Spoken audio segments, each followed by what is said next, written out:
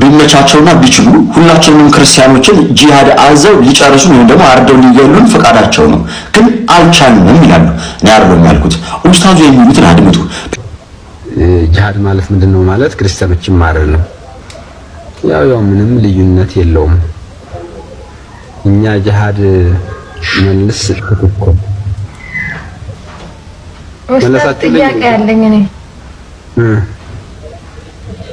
ለምሳሌ አብዛኛው እነዚህ እውነታቸው ቢሆን እኮ አብዛኛው ማህበረሰብ ክርስቲያኑ ማህበረሰብ አረብ ሀገራት ይኖራል እኛም ሀገር ላይ አብዛኛው ሙስሊም ሃይማኖቱ የሚለው ነገር ተግባሪ ነው አይደለም አብዛኛው በሚችለው ነገር ለመተግበር የሚሞክር ነው ምናልባት ረዱ የሚለው ነገር ከታዘዝን እስካሁን ምን አቆያቸው አዱንያ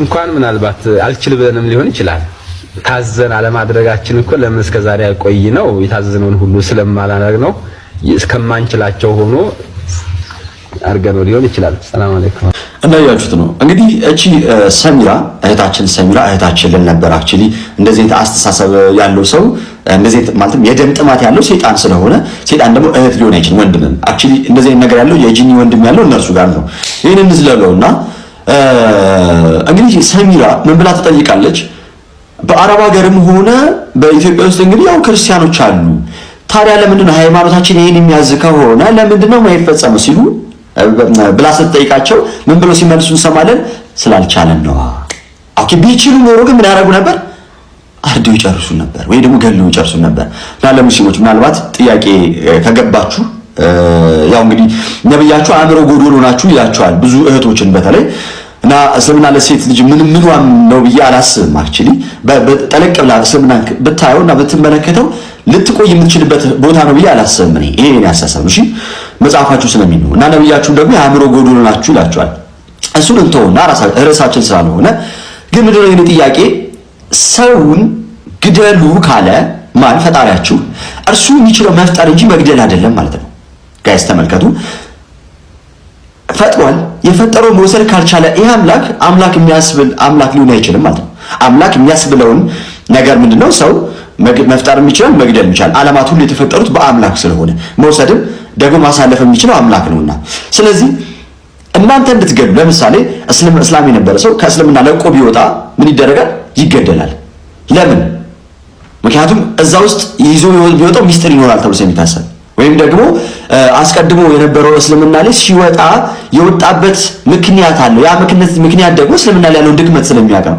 ያንን ነገርም ለሰዎች የሚያሳውቁ ከሆነ ብዙዎች ከእስልምና ይለቃሉ ማለት ነው ብዙዎች ከእስልምና ከለቀቁ ደግሞ እንደሚታወቀው እስልምና በቁጥር በምን በብዙ መውለድ በመባዛት በጦርነት በምን የተስፋፋ እምነት ስለሆነ ምን ይሆናል ቁጥሩ በፍጥነት ደግሞ ሊቀንስ ይችላል ስለዚህ ምን ማድረግ ጀመሩ በነፍስ ማስፈራራት ማለት ነው እና እዚህ እስልምና ላይ ነው እስልምና ብላችሁ ልትቆዩት በቀንነት በጨዋነት እንደምትመልሱልኝ ተስፋ አደርጋለሁ ሁላችሁም ግን በቻላችሁት መጠን ይሄን ቪዲዮ ሼር ፖስት አድርጉት ወሽ ደብዳት ከእንደገና ወዲያው ይገላል ኦኬ ይሄንን ብልግና ተመልከቱ ባይሩ በጣም የሚያሳፍር ስራ የሚሰሩት ዛሬ ብቻ አይደለም ከዚህ በፊትም እንደዚህ ነው መልካም ብዙ አካውንት ምላሽ ለመስጠት የመጣሁት ያንኛው ዋንኛው አካውንቴ ስለተመታ ነው በደንብ ኮፒ ሊንክ እና ሼር አድርጉት የግዴታ ምላሽ ስለሚያስፈልገው በተለያዩ ሶሻል ሚዲያዎች ላይ አንድ እያጭበረበሩበት ያለ መረጃ አለ አዳምጡትና ምላሽን ሰሞኑን አንድ ኡስታዛችን መስጂድ ላይ በሚሰጠው ደርስ ረሱል ሰለላሁ ዐለይሂ ወሰለም ሐዲስ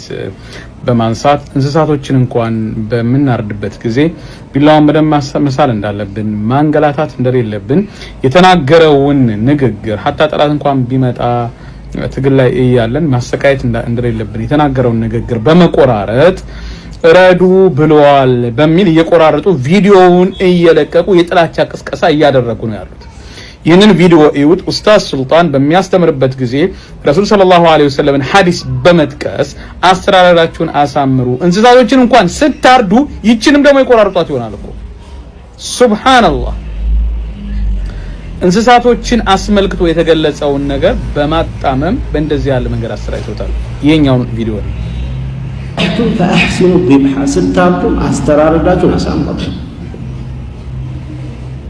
እንዴት ነው አስተራረድን ማሳመር ሲባል وليحد احدكم شفرته አንድ ሰው ቢላውን በደንብ አድርጎ ይሳለው። እዛና መሳል አለበት። ያም ደግሞ ሲስል የምትታረደው እንስሳ እያየች መሆን የለበትም። እንስሳዎች ያውቃል። መልካም እንግዲህ እንደሰማችሁት ዋብያዎች በውሸታቸው ሁሌ መዋረድ ማይሰለቻቸው ጉዳይ ስለሆኑ ዛሬም እናዋርዳቸዋለን ማለት ነው። ምንድነው እሱ?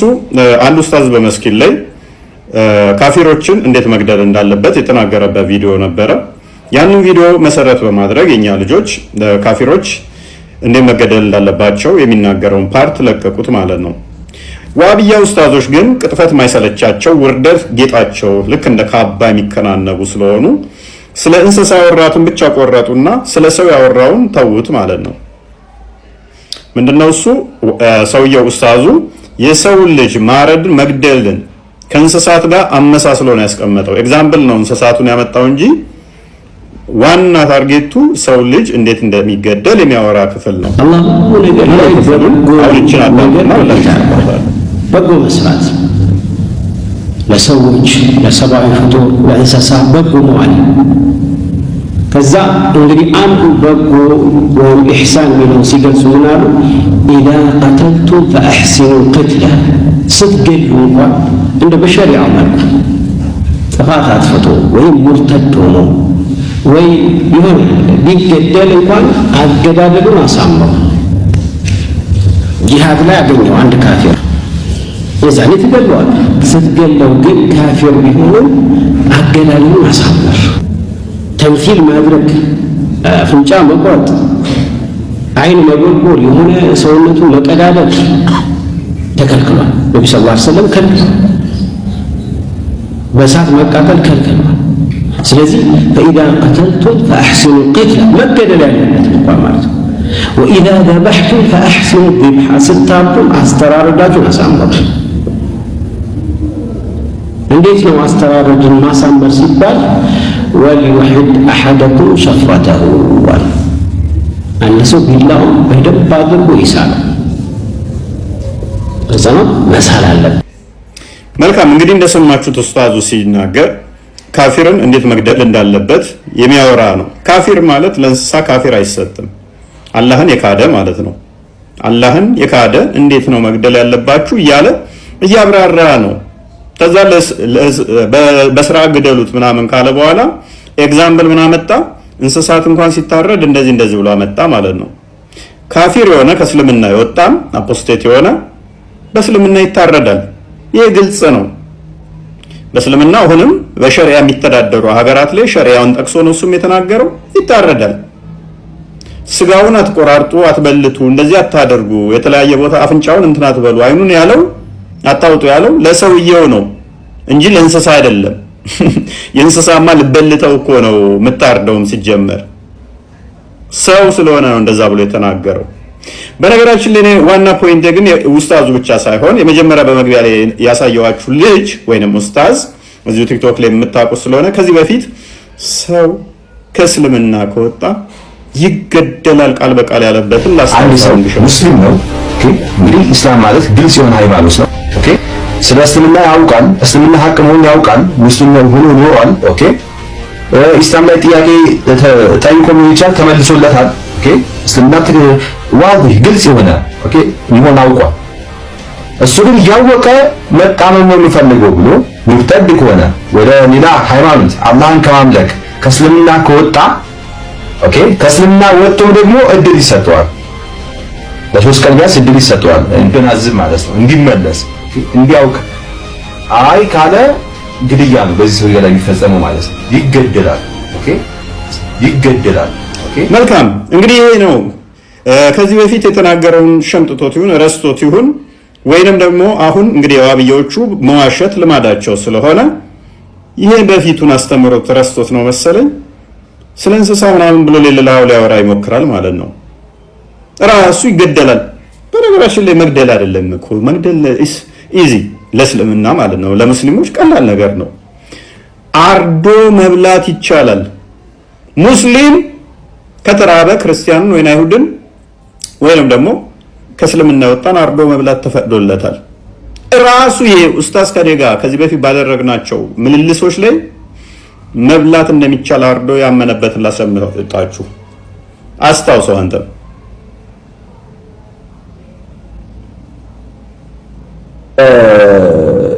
ልክ አንድ ሰው ሊሞት ከደረሰ የሆነ በረሃ ሊሆን ይችላል፣ ሰው ሊለበስ ሊሆን ይችላል። በቃ ምግብ አጥቶ ሊሞት ከደረሰ ያን የሰው ስጋ መንገድ ላይ ካገኘ ያንን በልቶ የሚድን ከሆነ ይቻላል ያሉ ዑለማዎች አሉ። የእነሱ ንግግር ነው እንደ ማስረጃ ሁጃ አድርጎ ያመጣው ይህ ወገናችን ማለት ነው። እንደው ጠይቅ አንተ በረሃ ላይ ሆነህ ልትሞት አፋፍ ደርሰህ እዛ ማዶ ደግሞ ከተማ አለ፣ ውሃ ያለበት ሀገር አለ፣ ምግብ ያለበት ሀገር አለ። እዛ ለመድረስ በቃ አይተሃል አንተ በጣም ረቡሃል፣ ደክሞሃል። አጠገቡ የሰው ስጋ አገኘህ ትሞታለህ ወይስ የሰው ስጋ ትበላለህ? መልሱን አንተ ተውኩት። ስለዚህ ይህም ነው ዑለማዎች እያሉ ያሉት ማለት ነው። ይህንን ሲናገሩ ከምን አንፃር ነው? እዛ ሱረቱ ማኢዳ ምዕራፍ 5 ላይ ማለት ነው አላሁ ስብሓነሁ ወተዓላ ይላል ፈመን ዱረ ፊ መኽመሰቲን ገይረ ሙተጃኒፊን ሊኢስም ይላል። እንደው ከተቸገረ እንግዲህ የተከለከሉ ምግቦችን አላህ ከዘረዘረ በኋላ ከተቸገረ ግን ይብላ፣ ምግብ ካጣ ሊሞት ከሆነ የመሳሰሉ አላህ ዲናችን ውስጥ አድርጎታል አግርቶታል። ለምን ከመሞት ምን ይበልጣል? ያን ስጋ በልተህ ነገ ወደ አላህ መመለሱ ይበልጣል ማለት ነው። ይሄ የተሻለ ዲናችን ሰፊ ነውና ማለት ነው። ኦኬ ዝም ብላ ሙት አይደለም። መልካም እንግዲህ እንደሰማችሁት ከእስልምና ወጣን 3 ቀን ብቻ ነው የሚሰጠው፣ ይገደላል አለ። መገደል ብቻ ሳይሆን ደግሞ ሙስሊም ከተራበ የሰው ስጋን መብላት ተፈቅዶለታል፣ የሚበላው ካጣ ተፈቅዶለታል አለ። ባይዘው ከእስልምና የወጡትም ከመግደል ጋር በተያያዘ ሌላ አልጨምርላችሁ። በሸሪዓ የሚተዳደሩ ሀገራት ላይ ሰው ከእስልምና ከወጣ ይገደላል። ኡስታዝ አዎ ይገደላል። ለምንድን ነው የሚገደለው? ያኛው ምን ሆኖ ነው የወጣው? ይሄ የቆሸሸ ሰው ነው። እስልምናን ተምሮ ከአበቃ በኋላ መልሶ ወደ እምነቱ እንዲመለስ ይጠየቃል። እምቢ ካለ ግን ይገደላል። ቆሸሸ ነው፣ የተበከለ ነው ማለት ነው። ያበደ ውሻ ታውቃለህ? ይገደላል። ይህም አይበቃንም ካላችሁ ደግሞ በኢኮኖሚ ችግር ምክንያት ወጥቶ ከሆነ ያ ነገር ይመለስለታል፣ ይብራራለታል። ያ ካልሆነ ደግሞ በሃይማኖቱ ላይ ሹብሃት ወይም ደግሞ ማስመሰያዎች ገብተውበት ጥርጣሬ አድሮበት ከሆነ በሊቃውንቶች ይፈታለታል። እነዚህን ሁሉ ትቶ ግን አልፈልግም ብሎ የሚወጣ ሰው ግን ምን ይሆናል? ጋሬጣ ይሆናል። ሌሎች ወደ እምነቱ እንዳይገቡ እኔም አውቀው ነበር እያለ እንቅፋት ይሆናል። እንቅፋትን ማስወገድ ደግሞ በሸሪዓችን ግዳጅ ነው። ስለዚህ አላህን መካድ በዚህ አይነት ሁኔታ ላይ ከሆነ ቅጣቱ ግድያ ነው። እንግዲህ እንደዚህ ነው አስተምሮታቸው። በመስጊድ የሚያስተምሩት ቢላችሁን ሳሉ ሰው ማረድ እንደሚፈቀድላቸው የሚናገር ነው። ከመስጊድ ሲወጡና ቲክቶክ ላይ ሲመጡ ደግሞ ለኛ ምላሽ ለመስጠት ለማለት ስለሚያሸማቅቃቸው ይክዱታል ማለት ነው፣ ይሸመጥጡታል ማለት ነው። ካፊርን ረድ እያለ በአረብኛ ስላወራ አይ እንስሳ ነው ያለው ይለናል። አላህን የካደን ግደል እያለ አይ ስለ እንስሳ ነው ይለናል። ከዚህ በላይ ቅጥፈት፣ ከዚህ በላይ ውሸት ኬት ይመጣል ወገኖቼ? እስልምና እንደዚህ ነው። ዛሬ ካለ ትናንት ስለዋሸ ነው። ነገ የሚኖር ከሆነ ዛሬ እየዋሻችሁ ነው። እስልምና ህልውናው በውሸት ላይ የተመሰረተ ነው።